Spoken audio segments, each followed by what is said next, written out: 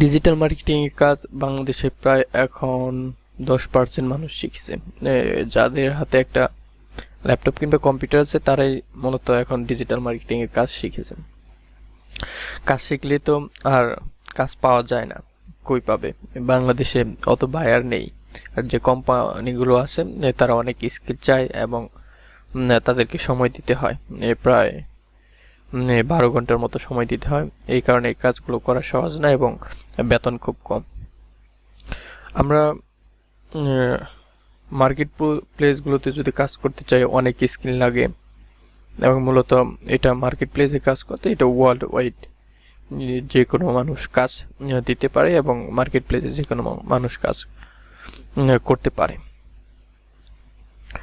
এখন আমরা মার্কেট প্লেসগুলোতে যদি কাজ করতে চাই আমাদের যে এক্সপিরিয়েন্সগুলো লাগবে খুব নিখুঁত, কারণ একজন আমেরিকান বা ইউএসএ কিংবা ইউকের বায়ার তোমার কাছ থেকে $100 কাজ করে নেবে।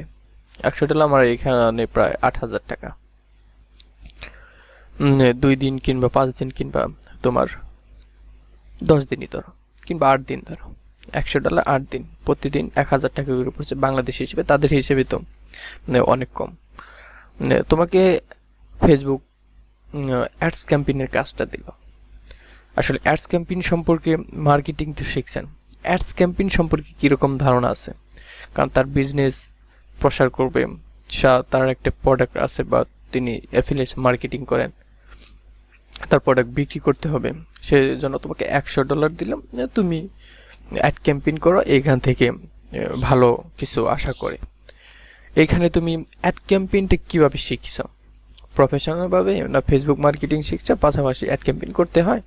জানি ফেসবুক বুস্টিং শিখছ। আসলে অ্যাড ক্যাম্পেইন মূলত খুব বড় একটা বিষয়, মানে ডিজিটাল মার্কেটিং এর কাজ। আমি এক্সাম্পল দিচ্ছি যে এরকম করে সব কাজ শিখতে হবে, তাহলে মার্কেট প্লেসগুলোতে কাজ পাওয়া যাবে। আর এখন মূলত মার্কেট প্লেসগুলোতে কাজ পেতে হলে মানে এখানে সেলারের অভাব নাই। বায়ার আছে, কিন্তু বায়াররা তাদের যে কাঙ্ক্ষিত, যে তাদের ফল অনুরূপ যে সেলারকে তারা খুঁজে নেবে এরকম পাচ্ছে না। কারণ অনেকেই কাজ শিখছে করে কিন্তু ফলাফল ভালো করে না, মানে একটার প্রতি মনোযোগ দেয় না।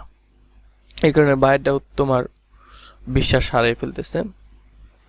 আর সেলারে তো অভাবই নাই মার্কেট প্লেসগুলোতে, যেমন ফাইবারে এখন না যাওয়াটাই বেটার আমার জানা মতে। তারপরও আপনি আইডি রাখতে পারেন, তবে ফাইবারের উপরে ভরসা করে থেকে লাভ নাই। এখন পৃথিবীর মধ্যে আমার জানা মতে ফ্রি মার্কেট প্লেস বলতে লিঙ্কডইন, যেটা জব প্ল্যাটফর্ম। লিঙ্কডইনে যদি আপনি আইডি খোলেন, খুব প্রফেশনাল একটি এই প্ল্যাটফর্ম, এটাতে একটা আইডি খোলা যায়। আর যদি এটা রেস্ট্রিক্টেড হয়ে যায়, আনা যায়, যদি ডিজেবল করে দেয় আর আনা সম্ভব না, আর কোনোদিন তোমার ন্যাশনাল আইডি দিয়ে আর তৈরি করাও সম্ভব না, বা 2 আইডি একসাথে করাও সম্ভব না। এটা সোশ্যাল মিডিয়া প্ল্যাটফর্মের মতো কাজ করা যায়, কিন্তু এখানে আমরা সোশ্যাল মিডিয়ার সুখ দুঃখ, হাসি কান্না, ফানি ভিডিও বিভিন্ন কিছু আপলোড করি।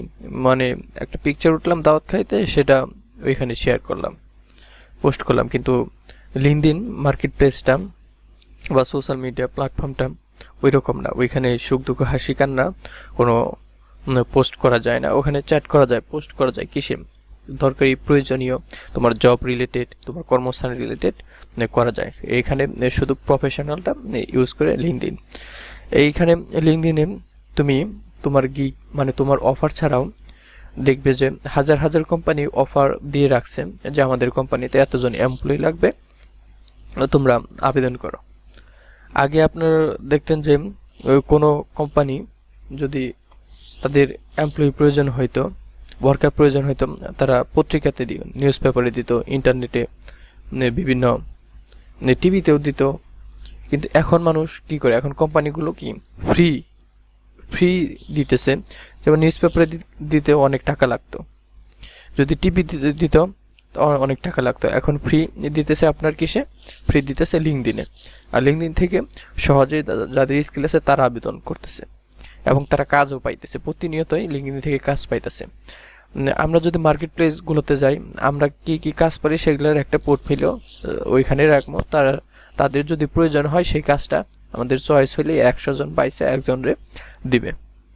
কিন্তু আমরা যখন লিঙ্কডইনে আমাদের আইডিটা করব, প্রফেশন হব, তখন দেখবো যে লিঙ্কডইনেই হাজার কোম্পানি জব অফার দিয়ে রাখছে, ওইখান থেকে তুমি যে কাজটা পারো ওই কাজটা চুজ করে নাও। এটা আমরা এখন মানে ফাইবারের উপর ভরসা না করে লিঙ্কডইন আছে তার উপর ভরসা করতে পারি। আপওয়ার্ক, ফ্রিল্যান্সার এগুলো একটু হাই কোয়ালিটি, এগুলোতে যদি আপনি বোঝেন, ভালো ইংরেজি বোঝেন, তাহলে এগুলোতে অ্যাকাউন্ট করতে পারেন, এগুলো থেকেও টাকা ইনকাম করা যায়। তবে আমার জানা মতে যে এখন ফাইবার সম্ভব না। বন্ধুরা, আমি এই কালকে দেখলাম, আমি যে ইনস্টিটিউট ভর্তি হয়েছি তারা ওইখানকার একটা স্টুডেন্ট আপনার কাজ পাইছে ফেসবুক মার্কেটিংয়ের কাজ ভাইয়ার দিছে আপনার $60। তার ওইখানে আপনার সেল হতে হবে, তবে সে গিগের মধ্যে সেলের টার্গেট দেয় নাই, শুধু অর্গানিক ম্যানুয়াল মার্কেটিং করবে। ম্যানুয়াল মার্কেটিং করার পরেও তাকে অ্যাড ক্যাম্পেইন করাইছে এবং সেখানে প্রায় 3000 লোক এঙ্গেজ হয়েছে, রিচ হয়েছে 3000 লোক। তারপরে সে তার কাজটা না দেখে গিগের যে অফারটা ছিল অফারটা ক্যান্সেল করে দিতেছে।